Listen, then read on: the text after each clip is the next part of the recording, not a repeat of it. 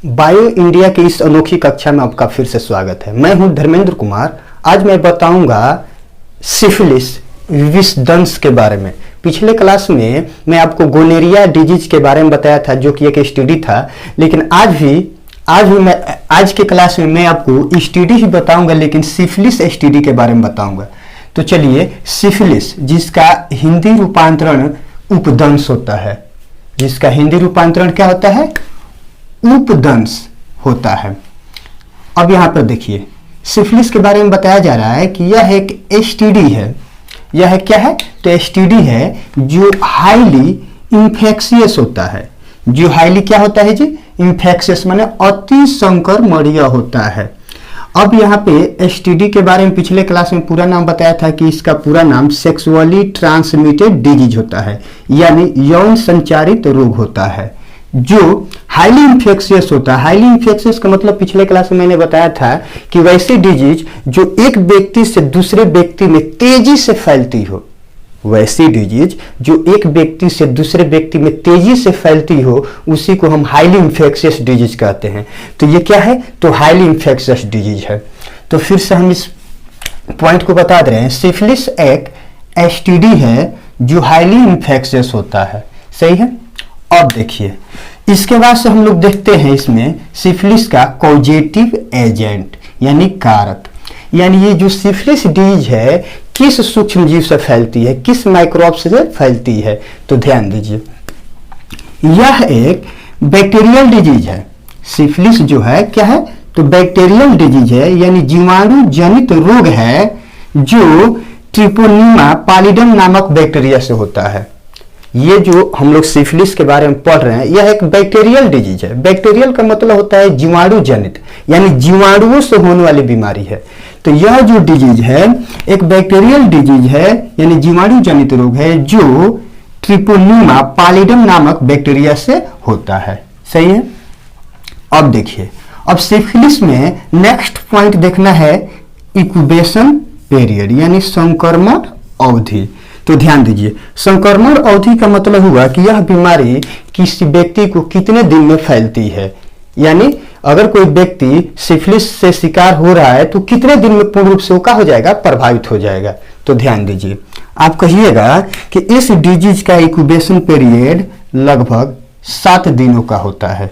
यानी ये जो सिफिलिस बीमारी है, डिजीज है, इस डिजीज का इंक्यूबेशन पीरियड जो होता है, संक्रमण अवधि जो होता है, 7 दिनों का होता है। यानी 7 दिन में व्यक्ति पूर्ण रूप से सिफिलिस बीमारी का शिकार हो जाएगा।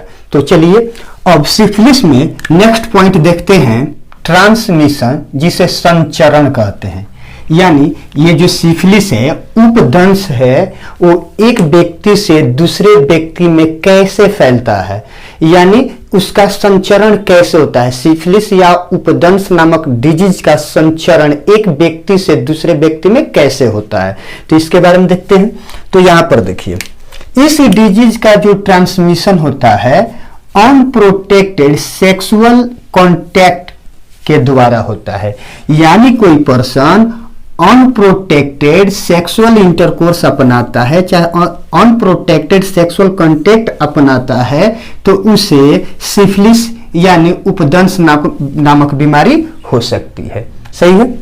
अब देखिए, नेक्स्ट पॉइंट है इंफेक्टेड पर्सन के साथ, यानी संक्रमित व्यक्ति के साथ सेक्सुअल कांटेक्ट से भी इस डिजीज का ट्रांसमिशन होता है। यदि पहले से कोई व्यक्ति एसटीडी का शिकार है तो उसके साथ यदि कोई व्यक्ति सेक्सुअल इंटरकोर्स अपनाता है तो इसके द्वारा भी सिफिलिस यानी उपदंश नामक डिजीज का संचरण हो सकता है। नेक्स्ट पॉइंट है, इस डिजीज का ट्रांसमिशन गे के साथ सेक्सुअल कांटेक्ट से भी होता है। यदि कोई पर्सन गे पर्सन के साथ सेक्सुअल इंटरकोर्स अपनाता है या सेक्सुअल कांटेक्ट अपनाता है तो इस प्रोसेस के द्वारा भी इस सिफिलिस डिजीज का ट्रांसमिशन हो सकता है। अब देखिए, नेक्स्ट पॉइंट है कि इस डिजीज का transmission anal and oral sex के द्वारा भी होता है। यदि कोई व्यक्ति एनाल और ओरल सेक्स करता है तो इसके द्वारा भी इस डिजीज का ट्रांसमिशन हो सकता है। और लास्ट आपको पॉइंट बताए हैं कि कुछ मामलों में इस डिजीज का ट्रांसमिशन चुंबन द्वारा भी हो सकता है। यानी ये जो सिफिलिस यानी उपदंश नामक जो डिजीज है, हमेशा तो नहीं लेकिन कभी कभी देखा गया है कि कुछ मामलों में इस सिफिलिस का ट्रांसमिशन चुंबन द्वारा भी हो सकता है। यानी नॉर्मल चुंबन के द्वारा तो कोई दिक्कत ना है, लेकिन आप समझ सकते हैं एक अंदरूनी हिस्सों से जो चुंबन किया जाता है तो माना गया कि उसके द्वारा भी इस डिजीज का ट्रांसमिशन हो सकता है। नॉर्मल कोई दिक्कत नहीं है, लेकिन अंदरूनी हिस्से से अगर कोई मतलब चुंबन प्रक्रिया को संपन्न करता है तो उसके द्वारा भी इस डिजीज का ट्रांसमिशन हो सकता है। तो ये रहा आपका ट्रांसमिशन। ट्रांसमिशन के बाद हमारा नेक्स्ट पॉइंट है सिम्टम्स, जिसे लक्षण कहते हैं। यानी सिफिलिस में यानी उपदंश का नेक्स्ट पॉइंट है सिम्टम, जिसे लक्षण कहते हैं। अब देखिए इसके सिम्टम्स में भी अलग अलग स्टेप्स हैं, यानी इसमें 3 स्टेप्स पाए जाते हैं। यानी जो सिफिलिस का सिम्टम्स होता है, लक्षण होता है, वो 3 स्टेप्स में पाए जाते हैं। First step, second step, third steps. हम लोग 1 बाय 1 करके सारे स्टेप्स को देखेंगे। तो हम सबसे पहले फर्स्ट स्टेप देखेंगे। यानी अगर किसी को सिफिलिस की बीमारी होगी तो प्रथम चरण में कौन कौन से लक्षण दिखाई देंगे, तो देखिए फर्स्ट स्टेप। तो फर्स्ट स्टेप में व्यक्ति के जेनाइटल ऑर्गन्स यानी जनन अंगों में आपका पेनिस हो सकता है, वेजाइना हो सकता है, एनस हो सकता है। तो कह रहा है कि व्यक्ति के जेनाइटल ऑर्गन्स यानी जनन अंगों के ऊपर बिना दर्द का यानी पेनलेस, बिना दर्द का अल्सर होना। यानी देखिए इसमें होता क्या है, मेल हो तो चाहे फीमेल हो तो उसके जो जनन अंग है, जैसे वेजाइना हो गया, पेनिस हो गया, एनस हो गया, इस सब के ऊपर बिना दर्द का अल्सर होना। अल्सर एक छोटा छोटा क्या है, घाव है, छल्ला जैसा घाव है। तो बिना दर्द का क्या होना, तो अल्सर होना। इसमें नेक्स्ट पॉइंट है लिम्फ ग्लैंड में यानी लसिका ग्रंथि में स्वेलिंग होना। यानी व्यक्ति का जो लसिका ग्रंथि होती है, लिम्फ ग्लैंड होते हैं, उसमें क्या होना, तो स्वेलिंग होना यानी सूजन हो जाना। ठीक, ये रहा। अगर फर्स्ट स्टेप में है डिजीज तो इसमें क्या होगा, तो जेनाइटल ऑर्गन्स के ऊपर बिना दर्द का अल्सर होना और लिम्फ ग्लैंड यानी लसिका ग्रंथि में सूजन होना। ये रहा फर्स्ट स्टेप। यानी फर्स्ट स्टेप रहेगा उस व्यक्ति का तो ये सारे लक्षण दिखाई देंगे। अब देखिए, अब हम चलते हैं सिफिलिस का सेकेंड स्टेप यानी द्वितीय चरण। यानी सेकेंड स्टेप में व्यक्ति के शरीर में कौन कौन से लक्षण दिखाई देंगे। तो ये देखिए सेकेंड स्टेप का पहला पॉइंट है कि शरीर के ऊपर क्रिम्सन साइट्स यानी शरीर के ऊपर लाल लाल चकत्ते होना। यानी होता क्या है, अब व्यक्ति के शरीर के ऊपर जो बदन होता है उसके ऊपर लाल लाल चकत्ता चकत्ता संरचनाएं दिखाई पड़ना। यानी वो पूरा लगेगा कि कोई घाव बन रहा है, रेडिश हो गया है, यानी पूरा लाल लाल हो गया, चकत्ता चकत्ता हो गया है। तो इसमें पहला पॉइंट है। अब सेकेंड स्टेप का नेक्स्ट पॉइंट है मसल्स पेन यानी मांसपेशियों में दर्द का अनुभव होना। जितना भी शरीर में मसल्स वाला भाग है, मांसपेशी वाला भाग है, उस जगह में अति तीव्र दर्द का अनुभव होना। अब देखिए इसमें सेकेंड स्टेप का नेक्स्ट पॉइंट है गले में खराश बने रहना। हमेशा व्यक्ति लगेगा कि उसका गला क्या है, खराब है, हमेशा ऐसे कुछ करेगा ऐसे करेगा, यानी लगेगा कि उसके गले में हमेशा क्या बना हुआ है, तो खराश बना हुआ है। तो इस सेकेंड स्टेप का अभी भी नेक्स्ट पॉइंट है वेट लॉस होना यानी वजन का कम होना। यानी सेकेंड स्टेप में ये नेक्स्ट पॉइंट है वजन का कम होना यानी लगातार वेट लॉस होना। उसके बाद इसमें नेक्स्ट पॉइंट है यानी सेकेंड स्टेप का नेक्स्ट पॉइंट है थकान महसूस होना। यानी उसको लगेगा कि कोई कमजोरी हो गई, हमेशा थका थका सा रहेगा। और सेकेंड स्टेप में नेक्स्ट पॉइंट है बुखार तथा बेचैनी महसूस होना, यानी वो व्यक्ति को ऐसा फील होगा कि वो फीवर और डिकम्फर्ट फील कर रहा है, यानी उसको बुखार तथा बेचैनी महसूस होती है।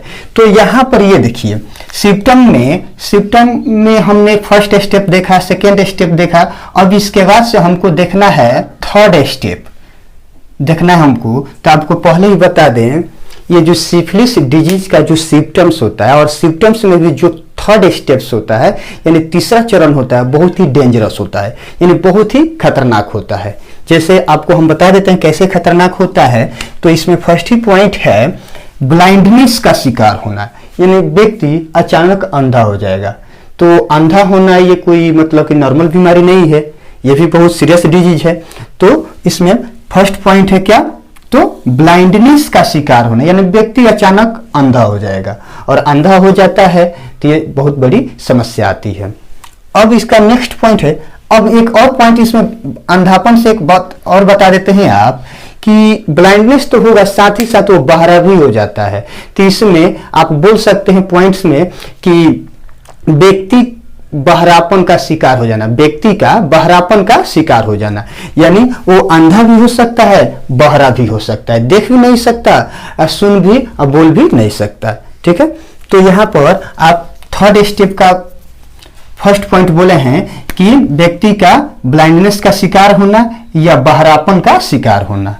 अब इसमें नेक्स्ट पॉइंट है मेंटली डिसऑर्डर होना, यानी यदि किसी व्यक्ति को सिफिलिस की बीमारी हुई है और उसका थर्ड स्टेप्स चल रहा हो तो उसमें सिम्टम ये भी आ सकते हैं कि वो व्यक्ति मेंटली डिसऑर्डर हो जाएगा, यानी उस व्यक्ति को मेंटली डिसऑर्डर हो जाएगा, मानसिक विकृति उत्पन्न हो जाएगी, उसका दिमाग सही तरह से काम नहीं करेगा। ठीक, उसके बाद से नेक्स्ट पॉइंट है बोन को नुकसान पहुंचना, यानी इस डिजीज में यानी सिम्टम्स के सिफिलिस के तीसरे चरण में व्यक्ति का जो बोन होता है उसको बहुत ज्यादा क्षति पहुंचती है, उसका बोन नुकसान होने लगता है, नष्ट होने लगता है, यानी कमजोर हो जाता है, हल्का गिरने या वजन उठाने पर भी वो ब्रेक कर सकता है, फ्रैक्चर हो सकता है। तो इतना समझिएगा कि जब सिफिलिस का तीसरा स्टेप चलता है तो व्यक्ति का बोन को नुकसान पहुंचता है। अब है हार्ट प्रॉब्लम होना, यानी जैसे तीसरा स्टेप चलता है तो व्यक्ति को हृदय संबंधी बीमारियां चाहे हृदय संबंधी समस्याएं उत्पन्न हो सकती है, और हृदय संबंधी समस्याओं में सबसे पहले हार्ट अटैक करेगा। तो इसमें लोग कहते हैं कि अगर तीसरा स्टेप है तो इस व्यक्ति को हार्ट अटैक भी हो सकता है, यानी हार्ट अटैक करेगा तो व्यक्ति की अचानक मृत्यु हो सकती है। तो देखा गया इसके नेक्स्ट पॉइंट में हार्ट प्रॉब्लम का होना। उसके बाद से कह रहा है कि ब्रेन हैमरेज होना, यानी इसमें व्यक्ति का ब्रेन भी हैमरेज हो सकता है, यानी जब ब्रेन हैमरेज हो सकता है, हार्ट अटैक आ सकती है, हड्डियां को नुकसान पहुंच सकता है, मेंटल डिसऑर्डर आ सकते हैं, व्यक्ति अंधा या बहरा हो सकता है, तो समझिए कि इसका तीसरा स्टेप बहुत ही डेंजरस है। उसके बाद से लास्ट पॉइंट इसमें है पैरालिसिस का शिकार होना, यानी व्यक्ति को लकवा मार देगा, यानी वो लकवा का क्या हो सकता है, शिकार हो सकता है। तो इस सारे लक्षण को देखने के बाद माना जाता है कि सिफिलिस डिजीज का जो सिम्टम में थर्ड स्टेप्स का जो सिम्टम्स है वो बहुत ही खतरनाक होता है। ठीक, तो सिम्टम्स के बाद हम लोग का नेक्स्ट पॉइंट है प्रिवेंशन, यानी रोकथाम। सिम्टम्स तो देख ही लिए, सिम्टम के बाद प्रिवेंशन यानी रोकथाम को देखना है। तो अब देखिए रोकथाम में पहला ही पॉइंट है व्यक्ति को अनप्रोटेक्टेड सेक्सुअल कॉन्टैक्ट, यानी व्यक्ति को अनप्रोटेक्टेड सेक्सुअल कॉन्टैक्ट यानी असुरक्षित यौन संबंध से बचना चाहिए। यानी साफ सुथरा शब्द में कहा जाए तो व्यक्ति को प्रोटेक्टेड सेक्सुअल इंटरकोर्स अपनानी चाहिए, और अनप्रोटेक्टेड सेक्सुअल इंटरकोर्स से क्या करनी चाहिए, तो बचनी चाहिए। अब प्रिवेंशन का नेक्स्ट पॉइंट है एक से अधिक पर्सन के साथ सेक्सुअल इंटरकोर्स नहीं करनी चाहिए, यानी व्यक्ति को जब भी सेक्सुअल इंटरकोर्स करना है तो एक ही पर्सन के साथ करना है, एक से अधिक पर्सन के साथ सेक्सुअल इंटरकोर्स नहीं करना है। अब है नेक्स्ट पॉइंट इंजेक्शन का एक से अधिक बार उपयोग न करें। ये तो आप सभी को पता है, सभी को पता है कि अगर एक बार किसी इंजेक्शन का उपयोग कर लिया गया है तो उसे दोबारा उपयोग में न लाएं, यानी दोबारा उसको उपयोग में करना ही नहीं है। उसके जो नीडल है उसको फोल्ड करके और उसको डस्टबिन में डाल देनी है, यानी दोबारा उसका उपयोग नहीं करना है। उसके बाद है कि सेक्सुअल इंटरकोर्स के दौरान सदैव कॉन्डोम्स का उपयोग करनी चाहिए। पिछले डिजीज में भी मैंने प्रिवेंशन में इस पॉइंट का जिक्र किया था कि सेक्सुअल इंटरकोर्स के समय सदैव कॉन्डोम्स का उपयोग करनी चाहिए। इसमें एक बात हमने बताया था कि देखिए, कॉन्डोम्स का उपयोग बैरियर मेथड में होता है और इससे होता क्या है, बर्थ कंट्रोल का नियम का भी पालन होता है और एसटीडी जैसी हानिकारक बीमारियों से भी बचाव होता है। तो ये पॉइंट हो गया। उसके बाद से प्रिवेंशन का नेक्स्ट पॉइंट है समय समय पर एसटीडी की जांच करवाते रहना चाहिए।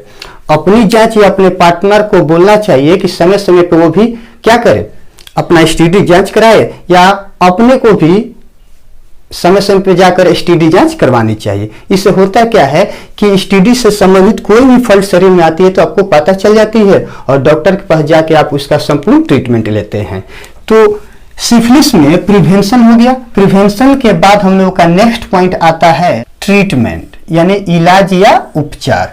यानी अगर किसी को सिफिलिस की बीमारी हो गई है तो उसका इलाज क्या है, वो कैसे अपने आप को ठीक करेगा। तो ध्यान दीजिए, कह रहा है कि इस डिजीज के ट्रीटमेंट हेतु कुछ महत्वपूर्ण एंटीबायोटिक्स का उपयोग करनी चाहिए। यानी अगर चाहते हैं कि सिफिलिस की बीमारी ठीक हो जाए तो इसके लिए कुछ महत्वपूर्ण एंटीबायोटिक्स का उपयोग करने चाहिए। जैसे कुछ महत्वपूर्ण एंटीबायोटिक्स हैं एम्पिसिलिन, एरिथ्रोमाइसिन, टेट्रासाइक्लिन, पेनिसिलिन।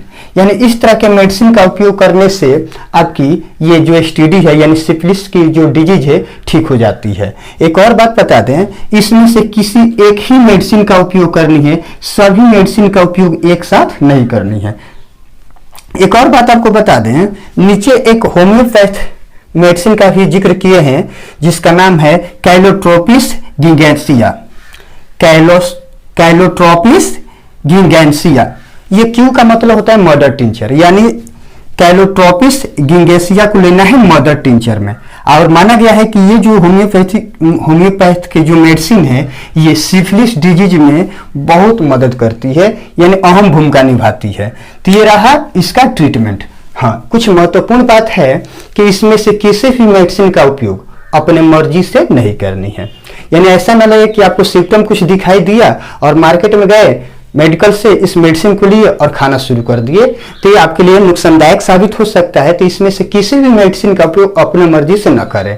अगर आपको कोई सिम्टम दिखता है तो आप डॉक्टर से मिलिए, सारी बातों को बताइए, डॉक्टर सिम्टम को देखकर, स्टेज को देखकर उसके अनुसार जो मेडिसिन देगा वही मेडिसिन आपको उपयोग में करनी है। ये मेडिसिन सिर्फ जानकारी के लिए है, पढ़ाई के लिए है। तो चलिए, उम्मीद है कि सिफिलिस जो डिजीज है ये आपको समझ में आ गई होगी। तो आज के लिए इतना ही, फिलहाल के लिए have a nice day, best of luck.